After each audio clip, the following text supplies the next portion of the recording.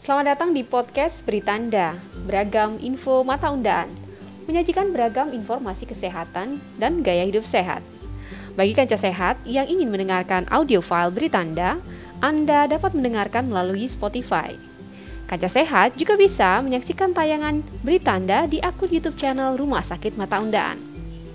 Nah, bagi kanca sehat atau keluarganya yang berencana melakukan pemeriksaan atau konsultasi di Rumah Sakit Mata Undaan, dan mungkin saja ini baru kali pertama kanca sehat datang ke Rumah Sakit Mata Undaan dan ingin tahu bagaimana sih alur pelayanan rawat jalan di Rumah Sakit Mata Undaan Surabaya. Di Rumah Sakit Mata Undaan sendiri, kami memiliki 3 jenis pelayanan poliklinik rawat jalan. Yang pertama, ada poliklinik BPJS, poliklinik umum, dan poliklinik VIP. Nah, di episode podcast Beritanda kali ini, kita akan memahami lebih jauh mengenai pelayanan rawat jalan di Rumah Sakit Mata Undaan Surabaya. Untuk itu, hadir bersama saya saat ini salah satu staf perawat Rumah Sakit Mata Undaan, Nurse Fitri Rusdiana. Apa kabar, Nurse? Ya, sangat kabar baik, Mbak. Oke, terima kasih ya udah datang. Ya. Oke, nah, kanca sehat, podcast Beritanda kali ini akan berbagi informasi yang menarik tentang poliklinik rawat jalan. Kita langsung saja untuk membahas konten-konten yang tadi kita sudah sebutkan ya di awal ya, Nurse. Ya. Yang pertama ini kita pengen tahu dulu nih, sebelum kita masuk ke pertanyaan inti yang memang sering sekali ditanyakan oleh pasien ya. Sebetulnya apa sih perbedaan dari 3 pelayanan rawat jalan yang tadi saya sebutkan? Ada poliklinik umum, BPJS, kemudian ada poliklinik VIP. Sebetulnya perbedaannya di mana sih, Nurse? Dari ketiga poliklinik ini untuk pelayanannya ya. Jadi kalau pelayanan di poliklinik umum dan poliklinik BPJS itu memang kita sendirikan. Yeah. Karin, artinya untuk jam pelayanan sendiri untuk poliklinik umum dan poliklinik BPJS itu dimulai dari jam 6 pagi sampai jam 12. Itu untuk pendaftarannya. Oke. Gitu. Kalau di poliklinik rawat jalan VIP itu kita lebih lama ya. Jadi bisa lebih malam. Antara bisa kita bukanya mulai jam 7 pagi sampai jam 8 malam. Jadi fasilitasnya pun bisa membedakan karena kalau di poliklinik rawat jalan VIP itu kita bisa pilih dokter yang ada. Jadi sesuai dari kondisi, mungkin pasien kan ada beberapa yang sudah familiar dengan dokternya ya. Jadi bisa pilih di poliklinik VIP atau jalan-jalan. Tapi kalau di poliklinik umum atau di poliklinik BPJS tidak bisa pilih dokter. Jadi sesuai dokter yang sudah ada di situ. Jadi itu sih fasilitasnya, dan mungkin untuk pemeriksaannya pun mungkin lebih cepat ya kalau di poliklinik VIP ya. Mungkin alurnya kan lebih tidak sepanjang karena kan mungkin volume dari pasien pun itu kita bisa atur untuk kuotanya seperti itu. Iya. Jadi itu tadi ya kanca sehat, perbedaan yang mendasar antara ketiga poliklinik rawat jalan yang ada di Rumah Sakit Mata Undaan. Yang pertama tadi ada pasien yang menggunakan poliklinik BPJS, poliklinik umum ataupun poliklinik di VIP. Ketiganya perbedaannya tentu fasilitas ya, fasilitas ruang tunggu tadi ya, boleh pilih dokter kalau itu VIP. Nah, sayangnya untuk yang umum ataupun BPJS ini memang sesuai dengan jadwal dokter yang ada di area poliklinik itu sendiri ya. Dan untuk jam pelayanannya pasien yang ingin menggunakan BPJS ataupun poliklinik umum ini sementara ini hanya tersedia di pagi saja ya.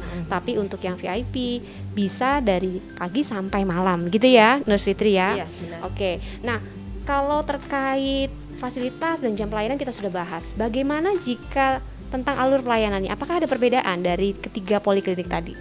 Sebenarnya kalau dari ketiga poliklinik tadi yang saya sudah sebutkan tidak ada perbedaan untuk alurnya. Cuman mungkin untuk pemeriksaannya dan ruang tunggunya dan pemeriksaan di ruangnya dokter ya yang membedakan antara poliklinik umum, poliklinik BPJS dan poliklinik rawat jalan VIP. Jadi mungkin kalau secara profesi mungkin lebih memang di poliklinik rawat jalan VIP. Di mana memang ada ruang khusus untuk dokter untuk kita konsultasi dokter sendiri. ruangannya pun berbeda dari fasilitas yang ada di rawat jalan VIP atau poliklinik BPJS. Jadi gitu. sebetulnya secara alur ini sama saja sama, ya. alur untuk pemeriksaannya sama, cuman untuk mungkin fasilitas dan untuk kita konsultasi dengan dokter yang lebih profesinya lebih ada ya. Oke. Nah, kalau ngomong alur tadi, sebetulnya alur pemeriksaannya itu meliputi apa saja? Kalau memang ini sama, pasien BPJS, pasien umum, kemudian pasien VIP akan menerima alur pelayanan yang sama. Tadi mulai dari pendaftaran ya di loket, kemudian setelah itu ada tahapan apa nih nurse yang sama gitu? Yang sama. Untuk dari tahapan yang sama ya mungkin kita untuk pemeriksaan dasar dulu ya. Dari pemeriksaan dasar itu mungkin kalau di poliklinik itu kan ada di Poli 1 seperti itu. Di situ dan kalau di rawat jalan VIP ada di ruang 1 gedung baru gitu ya. Di rawat jalan VIP.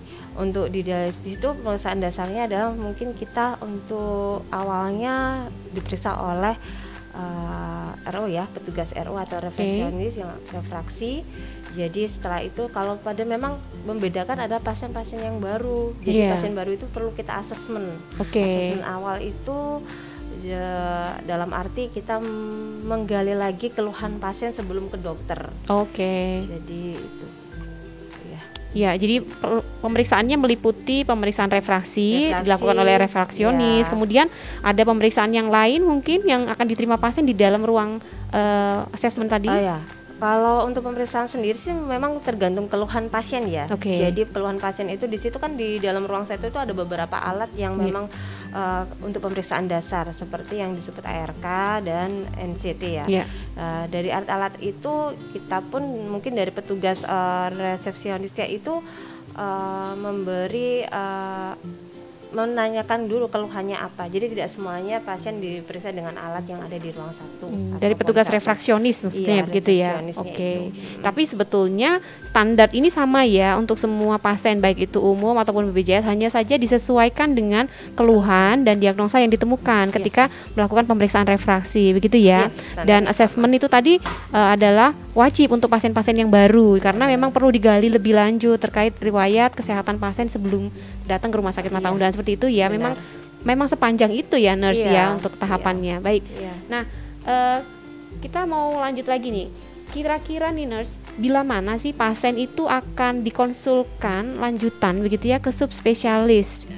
Kalau kita mungkin orang awam belum tahu nih, dokter spesialis mata itu ternyata ada subspesialisnya lagi. Nah, tidak hanya satu divisi mata saja, tetapi di dalamnya ada beberapa divisi lagi yang memang sifatnya lebih khusus lagi. Nah, kapan sih pasien itu akan dirujuk untuk menemui atau melakukan konsul lanjutan?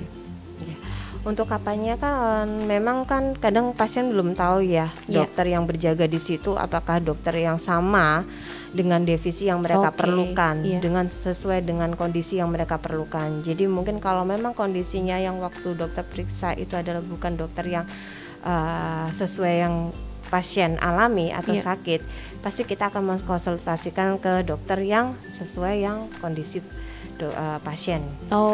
Jadi memang kita nggak akan pernah tahu ya pasien itu waktu itu sakit apa dan dokter yang berjaga itu apakah sudah sesuai dengan divisinya. Jadi kalau memang tidak sesuai, memang kita konsultasikan lagi untuk ke dokter yang ahlinya seperti itu atau spesialis mata itu.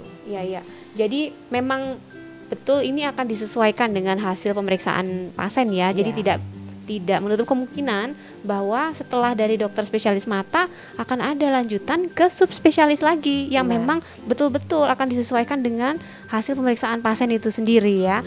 Nah, kita akan lanjut lagi ke beberapa pertanyaan yang memang ini paling sering ditanyakan oleh pasien kita di Rumah Sakit Mata Undaan. Jadi saya butuh bantuan Nurse Fitri untuk bisa menjawab dengan cukup singkat saja. Nanti beberapa pertanyaan yang diajukan ini kami banyak terima, baik itu melalui customer service, melalui email, melalui DM di sosial media kami juga, melalui akun video YouTube kami juga ada ya. Jadi kita mulai dari pertanyaan yang pertama. Pemeriksaan yang dilakukan di Rumah Sakit Mata Undaan itu dilakukan oleh dokter spesialis mata atau masih melalui dokter umum terlebih dahulu sebetulnya? Kebetulan di sini semua dokternya spesialis mata ya. Di sini juga ada beberapa dokter yang sudah terkait dengan divisinya masing-masing khusus dari yang dikeluhkan pasien. Oh, oke. Jadi itu sudah pasti ya. Pasti spesialis namanya dokter mata semua. Iya, oke. Dokternya semuanya sudah spesialis mata nih Kanca Sehat. Oke, kita lanjut ke pertanyaan yang kedua. Bagaimana sih sebetulnya alur untuk pemeriksaan yang tujuannya itu pasien ini ingin dapatkan resep kacamata? Kalau di sini memang agak rumit ya, dapat resep kacamata aja perlu periksa ini ya. Tapi memang pada umumnya kita kalau di sini mengikuti standarnya, karena di sini kita ada dokter spesialis mata, jadi semua resep kacamata dikeluarkan oleh dokter. Oh, oke. Jadi pemeriksaannya pun kita lebih detail, jadi lebih lengkap. Jadi takutnya kan pasien itu tidak apa yang dibutuhkan pasien kan resep kacamata. Ternyata setelah diperiksa dokter dia tidak hanya perlu resep kacamata saja, ternyata harus dilihat kondisi dalamnya seperti pada pasien yang minus tinggi. Ditakutkan kan harus diperiksa untuk retina atau syaraf matanya. Iya. Nah, itu tadi ya Kanca Sehat. Ternyata kita berharap untuk hanya sekedar mendapatkan resep kacamata. Ternyata hasilnya nggak mesti hanya dapat resep kacamata, kita dapat pemeriksaan yang lebih menyeluruh lagi. Bisa jadi kondisi yang kita alami ternyata mengalami perubahan dari terakhir kali kita periksa ya ke dokter mata. Jadi akan lebih baik jika memang melakukan pemeriksaan menyeluruh begitu ya. Jadi seperti tahapan tadi ya, Nurse ya. Oke, selanjutnya, apakah hal itu juga berlaku sama untuk alur pemeriksaan tes buta warna nih Nurse? Oke, untuk tes buta warna sendiri kan pada umumnya memang dokter ya yang memberikan untuk surat keterangannya. Jadi kalau misalnya ada yang minta untuk surat keterangan buta warna sendiri, itu memang alurnya juga sama. Jadi semua harus kita periksa. Jadi paling tidak data yang diperlukan oleh pasien itu lengkap kita tulis semua dari kondisi, dari memang perlu ada ukuran ini untuk kondisi matanya minus gitu. Itu perlu kita sertakan di nanti surat keterangannya. Itu. Itu tadi ya Kanca Sehat. Jadi memang untuk periksa buta warna atau tes buta warna yang biasanya diperlukan untuk Kanca Sehat yang membutuhkan ya, biasanya ini mau melamar pekerjaan tertentu, ini butuh tes buta warna. Jadi sementara Anda periksa di Rumah Sakit Mata Undaan memang nanti akan kok lengkap gitu ya, hasil pemeriksaannya itu akan lengkap. Jadi tidak sesederhana itu. Jadi karena memang perlu dipastikan. Nah, selanjutnya nih Nurse, untuk alur pasien BPJS yang meminta surat kontrol itu seperti apa? Surat kontrol sendiri, kalau BPJS saya rasa sudah pasti punya ya surat kontrol ya. Jadi pasien itu kalau udah selesai periksa, pasti dia akan dapat surat kontrol. Jadi kapan tanggalnya pasien harus kembali itu dia sudah dapat dari pemeriksaan akhir. Gitu. Jadi sebetulnya semua pasien BPJS sudah dibawakan begitu ya surat kontrol untuk kunjungan selanjutnya. Jadi harusnya tidak perlu datang hanya untuk minta surat kontrol ya. Kecuali memang ada pasien yang rujukannya habis ya. Mungkin pasien, kadang kan pasien belum tahu ya rujukannya habis harus kemana dulu seperti itu. Jadi mungkin ya kalau rujukannya habis tidak dapat surat kontrol ke sini, mungkin dia harus kembali ke vaskes satunya dulu. Kondisinya bisa jadi berbeda kalau memang surat rujukannya yang habis, maka surat kontrolnya tidak bisa diberikan ya. Jadi pasien harus ngurus dulu surat rujukannya diperpanjang dulu, baru setelah itu datang untuk meminta surat kontrol. Nah, untuk tahapan yang itu mungkin ini maksud pertanyaannya. Apakah ketika datang mengurus surat rujukan sudah selesai, dapatkan surat kontrol itu tahapannya seperti apa? Tahapannya sama, kita harus diperiksa oleh dokter dulu. Tetap harus diperiksa. Jadi kondisi apapun pasien selama datang atau selesai dari pemeriksaan sini untuk periksa ulang ke sini, pasti kita melalui dari proses pemeriksaan dulu. Pemeriksaan dokter. Dasar yang tadi ya, keseluruhan tadi. Baik kalau gitu. Nah, cukup jelas ya Kanca Sehat. Selanjutnya, mengapa jadwal untuk mendapatkan pemeriksaan konsul lanjutan ke divisi Vitreoretina dilakukan di hari yang berbeda nih Nurse? Mungkin ini saya rasa sih nggak harus ke divisi Vitreoretina ya, khusus untuk penjadwalan pemeriksaan konsul lanjutan yang tadi ini. Apakah memang harus dilakukan di hari yang berbeda dan itu kenapa alasannya? Gini ya, karena kan kalau kita kan di sini kan kuota kita banyak ya. Jadi antara BPJS, ada poliklinik umum, pasien rawat jalan VIP, kita memang sebenarnya tidak ada perbedaan. Cuman kan volume atau kuota pasien yang terlalu banyak. Ketersediaan dokter pun kita harus batasi, kondisikan. Jadi mungkin memang kita membaginya. Jadi Iya. kalau misalnya BPJS memang kita sudah bagi per harinya berapa. Iya. Kita sesuaikan dengan kondisi atau kesediaan dari alat ataupun dokter yang Oke. akan dikonsultasikan, Iya. seperti itu. Jadi kita biasanya membagi untuk kuota pasien. Iya. Memang kuota yang paling banyak di kuota pasien BPJS saat ini. Oke, jadi itu alasan utama kenapa kok harus dijadwalkan ulang ya. Jadi Iya. tidak bisa dilakukan di hari yang sama, bisa jadi Iya. melihat jadwalnya juga apakah memang masih buka ya pelayanannya. Iya. Kemudian yang terakhir adalah ketersediaan SDM, alat dan kuota ya. Iya. Saya rasa juga memang itu mempengaruhi kenapa pasien tuh harus dijadwalkan ulang untuk datang lagi di hari yang lain. Gitu ya, Nurs Iya. ya. Oke. Nah, selanjutnya untuk meminta resume medis. Nah, pasien ini kan berhak untuk memperoleh resume medis hasil dari pemeriksaan saat mereka berkunjung ke rumah sakit mata undaan. Sebetulnya alurnya bagaimana? Kalau sendiri sih bisa sih kita bantu. Jadi resume medis itu kita bisa mungkin pas waktu pasien periksa kita bantu, nanti kita akan mintakan dulu. Ya. Jadi kalau misalnya di poliklinik Ya. umum kita akan kasih Ya.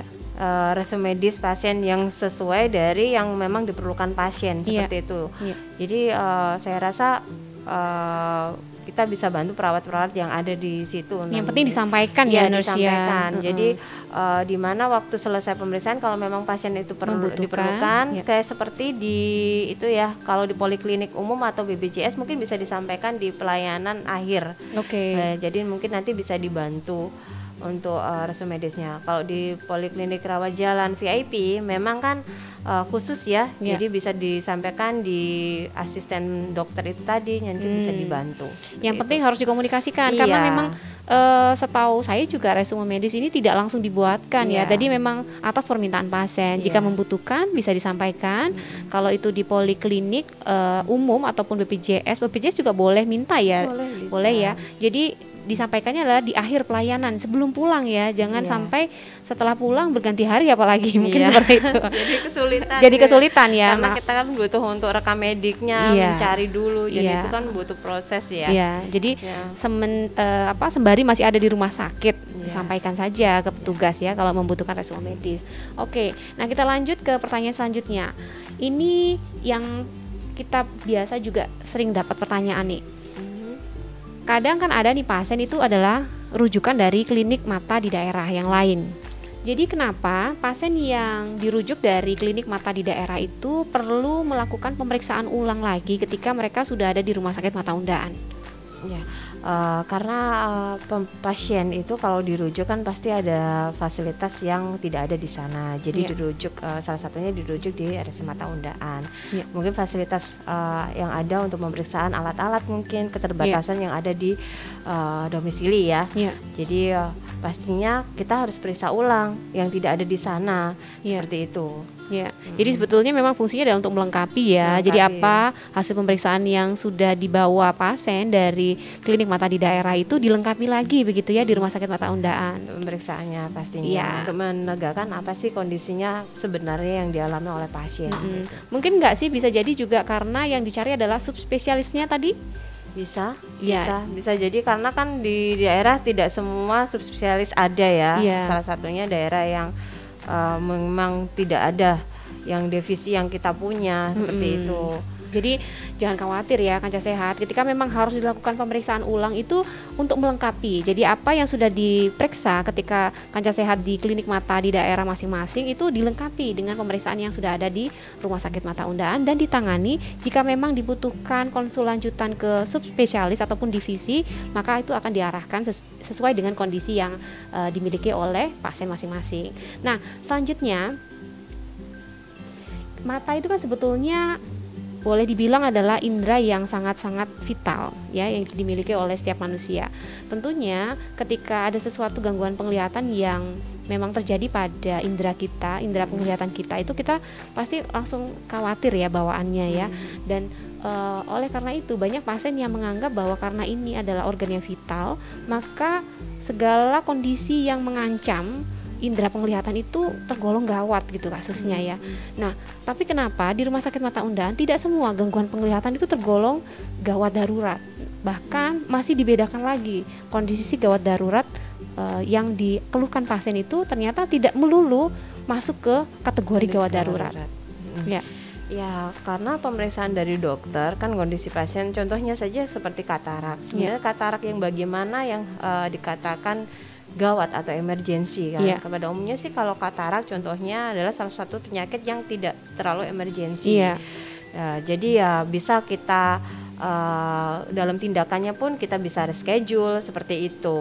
Kalau beda lagi ada sih ada kasus-kasus tertentu seperti kasus glaukoma. Ya, di mana glaukoma itu kan untuk pengertiannya sendiri kan memang lebih lebih gawat ya daripada dibandingkan katarak. Jadi ya kita harus di sini membedakan mana yang kasus untuk sakit pasien yang perlu segera dilakukan tindakan dalam pengobatannya dan mana yang tidak, itu kita sudah sendirikan masing-masing dari kondisi pasien yang dialami pasien maksudnya. Gitu. Jadi memang pasien juga perlu tahu ya bahwa kondisi-kondisi gangguan penglihatan itu ada banyak ragamnya dan gawat atau tidaknya itu juga merupakan kewenangan dari pihak medis dokter dalam hal ini yang bisa menentukan apakah memang perlu ditindak lanjuti saat ini juga atau memang bisa terjadwal tadi bisa ditunda untuk kami tentunya dari Rumah Sakit Mata Undan sangat memahami kenapa kok ini merasa gawat begitu harus segera ditangani, tetapi semua itu memang harus berdasarkan pertimbangan medis begitu ya. Dokter. Nah ini juga yang sering juga ditanyakan adalah tetes mata midriasilnya seringkali digunakan untuk pasien-pasien yang sedang menjalani pemeriksaan. Apa sih sebetulnya fungsi dari midriasil ini, Nurse? Fungsinya sendiri salah satu dari midriasilnya ini adalah untuk membantu pemeriksaan dokter melihat kondisi saraf mata dalamnya di mana salah satunya untuk melihat kondisi saraf mata dan untuk melihat kalau adanya katarak itu. Jadi kalau dengan tetesan ini memang sangat membantu untuk pemeriksaan. Cuman memang untuk tetesan mata ini sendiri membutuhkan waktu untuk menunggu reaksinya paling tidak sih 30 sampai 45 menit dari kondisi pasien. Tapi pada umumnya dengan kondisi untuk ditetesi obat ini memang ada yang lebih lama lagi, apalagi pada khusus pasien yang ada diabetes atau darah tinggi. Jadi mungkin lebih lama untuk menunggu reaksi obat ini. Jadi dari pasien ini ditetesi sehingga kenapa sih kok lama? Memang kondisinya berbeda. Ada yang bisa cepat untuk reaksi obat ini untuk diperiksa dokter setelah itu, dan ada yang harus menunggu beberapa menit lagi untuk maksimal untuk melebarkan manik matanya itu. Seperti itu ya Kanca Sehat. Ternyata memang fungsi dari tetes mata dengan midriasil ini membutuhkan waktu dan kesabaran, dan itu pun juga tergantung dari kondisi masing-masing pasien. Jadi ketika nanti masuk ke ruang periksa dokter bisa melihat lebih jelas begitu manik matanya itu bisa terlihat dengan lebih jelas, dalamnya juga, saraf-sarafnya juga bisa terlihat sehingga bisa memberikan penanganan yang tepat begitu ya. Nah selanjutnya ini dan juga yang terakhir ini untuk nurse, apakah pasien itu bisa meminta surat rujuk balik ke klinik ataupun fasilitas kesehatan yang terdekat dengan domisili mereka setelah mereka menerima pelayanan di Rumah Sakit Mata Undan?